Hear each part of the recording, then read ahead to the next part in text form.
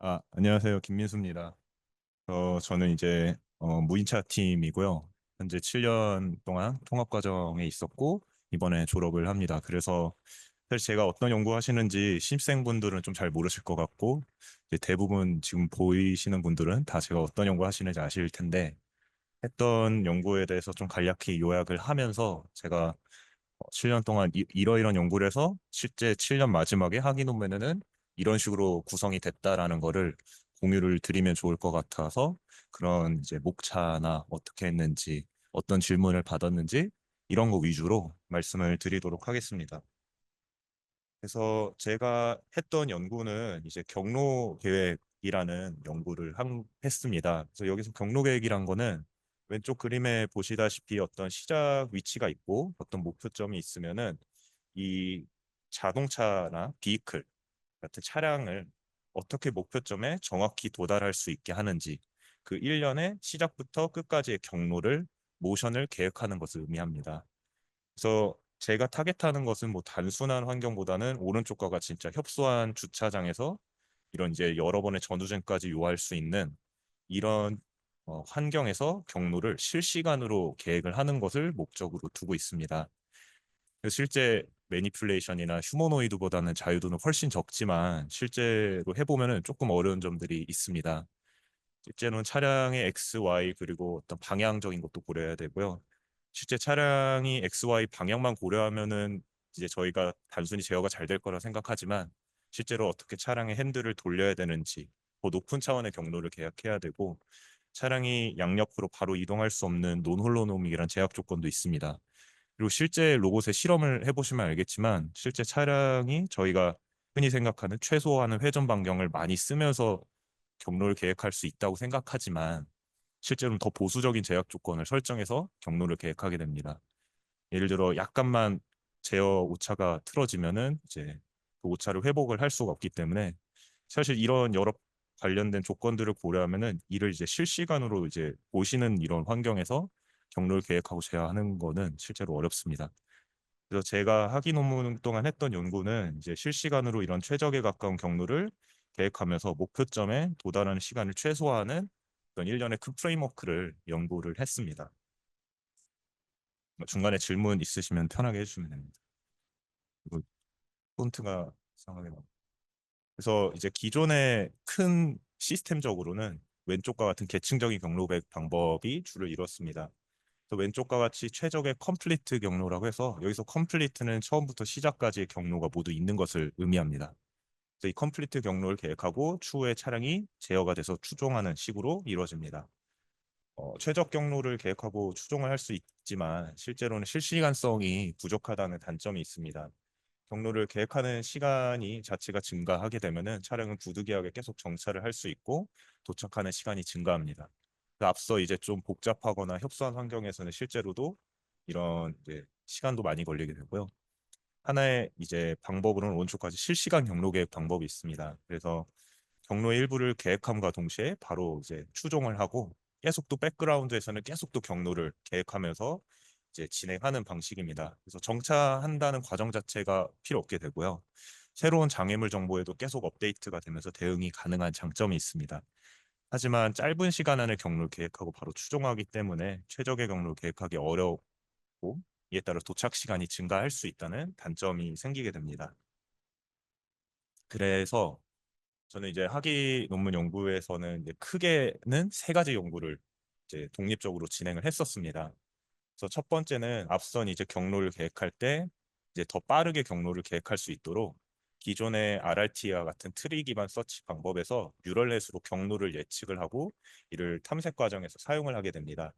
그래서 여기서 실시간은 정차가 없다는 부분이고요. 뉴럴넷의 경로 예측을 활용해서 샘플링 기반 경로 계획 시간을 개선하는 연구를 했었습니다. 그래서 오른쪽과 같이 이제 예를 들어 처음에는 이 부분을 주로 서치를 해야 된다는 게 이런 노란색 샘플링 분포로 예측이 되면은 이 위주로 트리가 탐색이 되고요. 차량은 이를 추종하는 동시에 뉴럴넷은 또 다음 이제 추종해야 될 경로 일부를 예측하고 이 위주로 계속 옵티마이제이션이 진행이 됩니다. 트리 구조 안에서. 그래서 이게 이제 1년에 순차적으로 동작을 하면서 이제 목표에 이제 최적에 가까운 경로를 추정하면서 도착하는 연구를 진행했었습니다.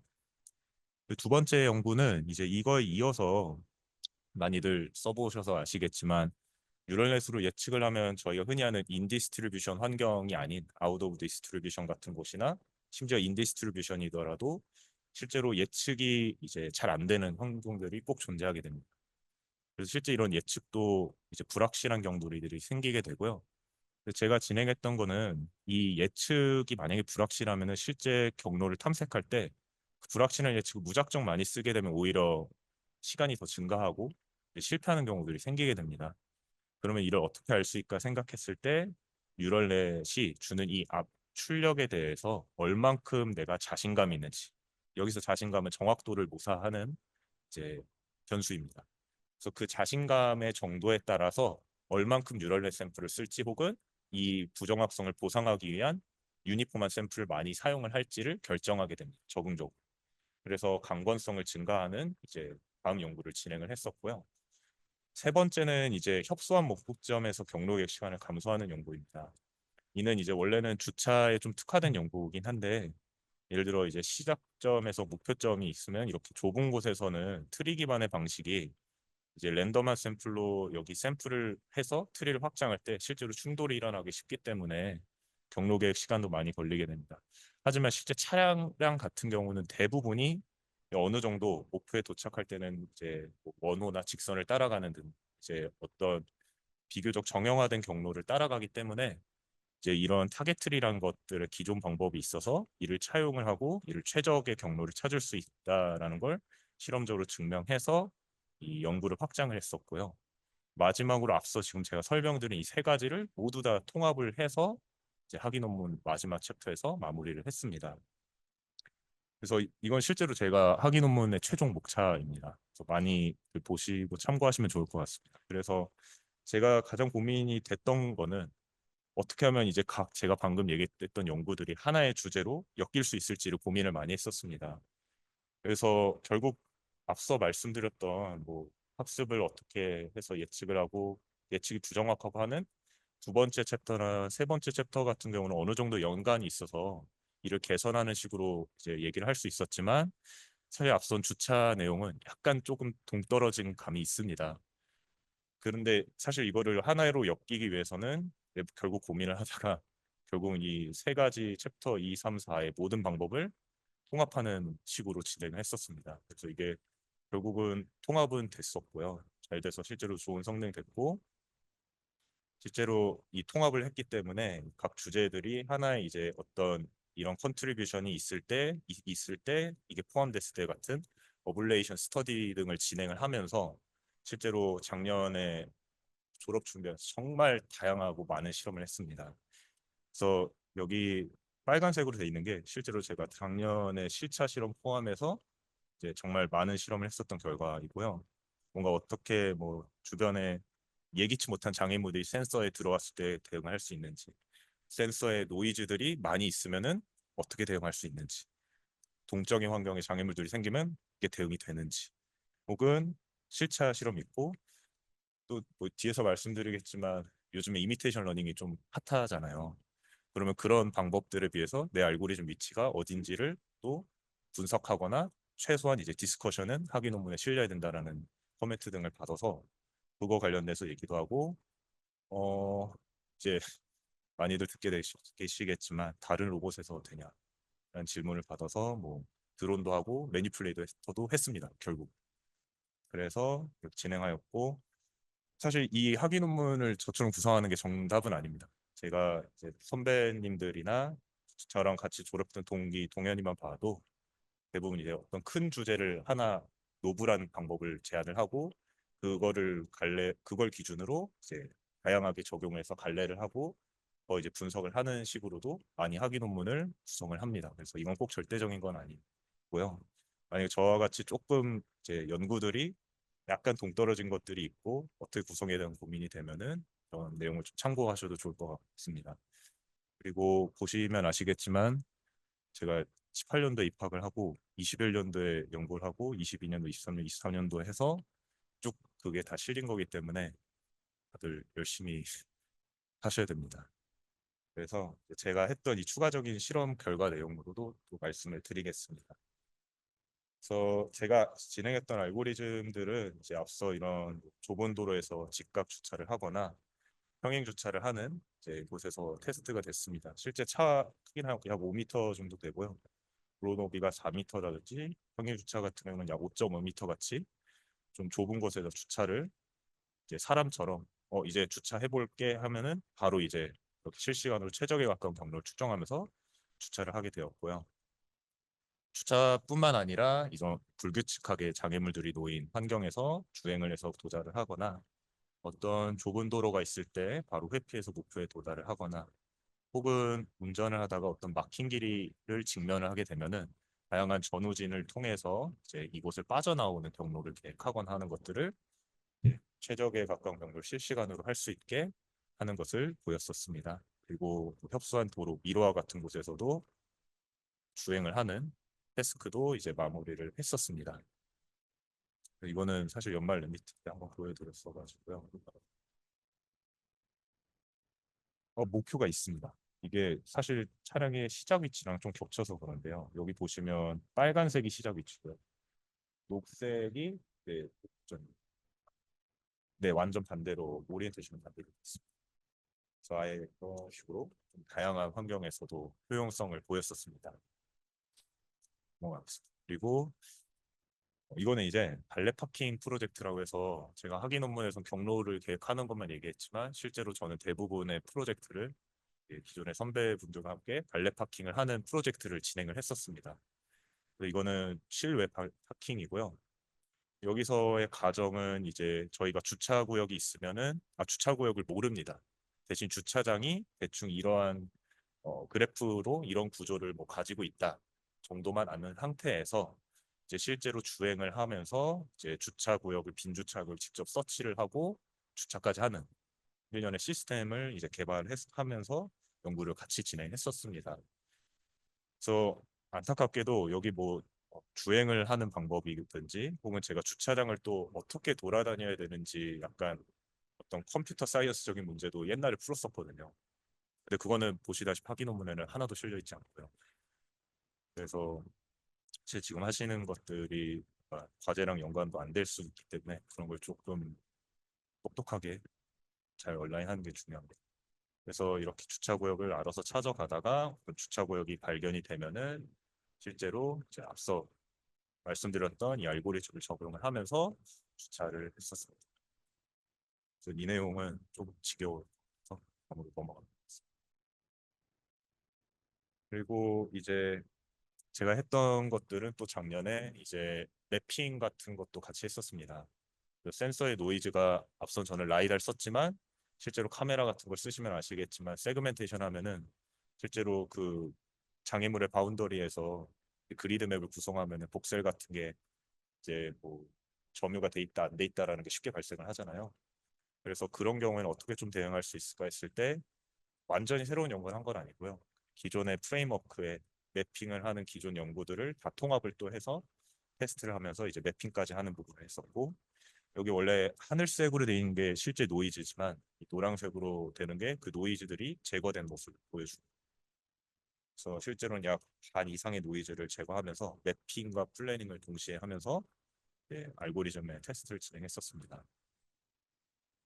그리고 동적인 환경에서도 테스트를 했었습니다. 그래서 앞선 플래닝이랑은 똑같고요. 근데 여기서는 NPC를 썼고 NPC를 써서 여기 보이시는 이런 보행자들이 주차를 어떻게 보면 방해하는 환경입니다. 그래서 여기 보시면 이 분홍색이 NPC로 풀었을 때 그 호라이즌까지 나오는 이제 어떤 정답을 이제 비주얼라이즈 한 겁니다. 그래서 이 NPC를 풀어가지고 실제로 이제 보행자들의 위치는 안다는 가정을 하였고요. 보행자들이 접근을 하게 되면은 속도를 감속하다가 기다렸다가 다시 추종하는 스탑하고 다시 가는 식의 행동 양상을 할 수 있도록 제어기를 이제 최적화 문제를 정리를 하고 이제 제어기를 우선 플래닝에 넣어가지고 테스트를 진행했었습니다.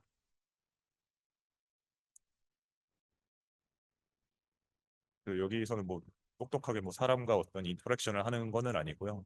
단순히 어떤 사람이 기존에 내가 따라가려는 경로를 방해하면은 잠깐 멈췄다가 기다려줬다 가는 식으로 이제 진행을 했었습니다.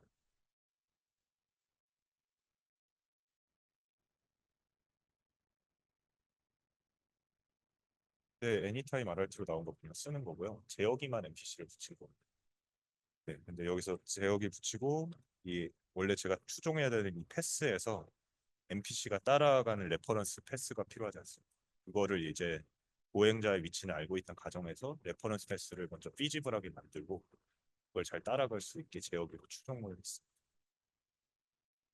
예를 들어 이제 보행자 같은 경우는 보행자 속도가 있으면 보행자가 가는 위치 그리고 차량의 현재 속도 그리고 최대 감속할 수 있는 거 그리고 리액션 타임 이런 걸 저기를 하면은 보수적으로 그 레퍼런스 패스를 안전한 애를 만들 수 있습니다. 그래서 이제 그거를 최대한 MC가 제어기로 따라갈 수 있게 해놓은 프레임워크. 이게 리비전 최근 했을 때 이 결과를 실었었습니다. 네, 풀어도 되는데, 네, 일단은 그 장애물 컨스트레인트까지 다 고려해버리면 시간이 너무 오래 걸려서요. 네, 장애물은 그냥 다 안다고 가져갔었고, 실제로 제어할 때는 약 20ms 이하로 나왔어요. 그냥 이거 썼습니다. 그리고 이제 이거는 다른 로봇 내용입니다. 왼쪽은 원래 차량과 다르게 높이 정보가 하나 더 있는 곳에서 드론에서 실시간 경로 계획을 실행하고 여기 보이시는 이 복셀로 돼 있는 게 이제 샘플링 분포를 예측하는 결과 그리고 오른쪽은 이제 매니플레이터에서 진행을 했습니다. 약간 픽하는 어떤 태스크를 가지고 했고 실제 플래닝을 이제 해야 되라는 그냥 리퀘스트를 주면은 바로 플랜하면서 바로 제어가 되는 내용.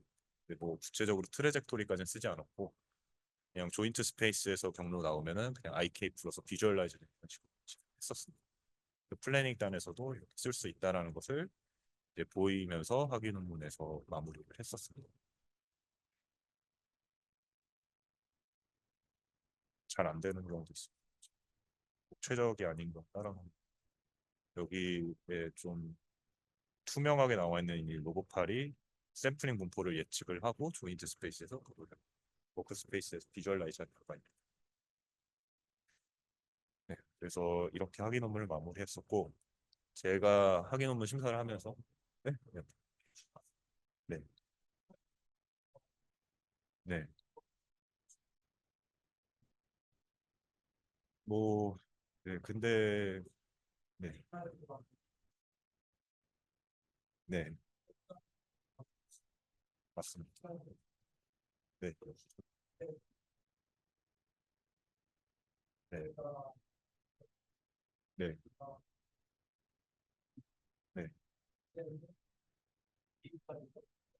네. 자율주행 차량 쪽그 디멘션에서는 제 생각에는 100이 만약에 그냥 RT로 써서 했으면은 이제 한 20에서 30분 주는 것 같습니다. 20, 30 정도, 그러니까 약 이제 시간이 감축하는 거. 도착 시간만을 네. 길이도 네, 근데 이게 예를 들어 앞서 말했듯이 애니타임을 안 쓰고 사실 샘플링 분포만 써서 할 수도 있지 않습니까? 그거랑 비교하면은 길이는 그렇게 차이는 근데 예를 들어 이제 저희가 어느 경로에서는 얼만큼 시간을 줘서 플래닝을 하거나 이런 거는 사실 정할 수가 없기 때문에 결국은 애니타임이 더 실험적으로는 더 좋았어. 사실 제가 했던 것뿐만 아니라 이게 리얼타임 휴리스틱 서치라는 게임에서 어떻게 플래닝을 빨리 할지 캐릭터에 대한 것들의 분야가 있습니다. 거기서도 사실 애니타임으로 쓰는 게 기본적으로 더 많은 경우에 더 빠르더라는 게 나와 있었습니다. 재수 없으면 망할 수는 있습니다. 오히려 정말 먼 거리를 네, 네. 뭔가 최악의 경우를 가정을 하면은 안 좋을 수도 있습니다. 정말 그냥 엄한 데로 가버리면은 네, 대책이 없을 수 있고 그 부분은 한계점. 네, 일반적으로 됐었고요. 네, 그리고 앞서 뭐 학습 기반뿐만 아니라 뭐 학습에서 제가 뭐 불확실성이 얼만큼 있는지도 같이 예측하지 않습니까? 그걸 쓰면은 대부분 또 대응이 돼요. 예를 들어 뭐 여기서 제가 아까 불확실성 얘기를 했는데 왼쪽 하단에 있는 게 이 노란색이 파란색이 라벨이고요. 이 이렇게 뭐 불타오르는 것처럼 돼 있는 게 이제 뉴럴넷이 예측한 샘플링 분포 결과입니다. 보시면 이제 뉴럴넷을 예측할 때 이 샘플링 분포에서 얼만큼 자신감이 있는지 하면은 사실 웬만하면 성능은 잘 나오긴 합니다.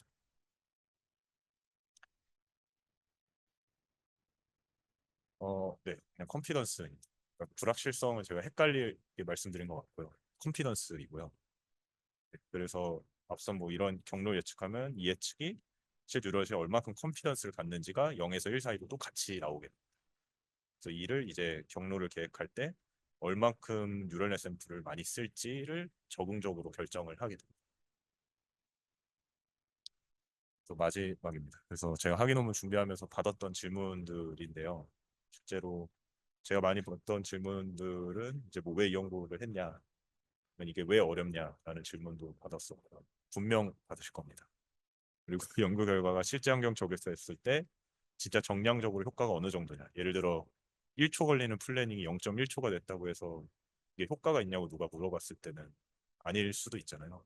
그런 거를 어떻게 설득을 해야 되는지에 대한 질문을 받았었고요. 그리고 테슬라가 기타 자율주행 회사랑 비교하면 본인 연구의 어떤 수준이 어느 정도인지, 위치가 어느 정도인지를 물어봤습니다.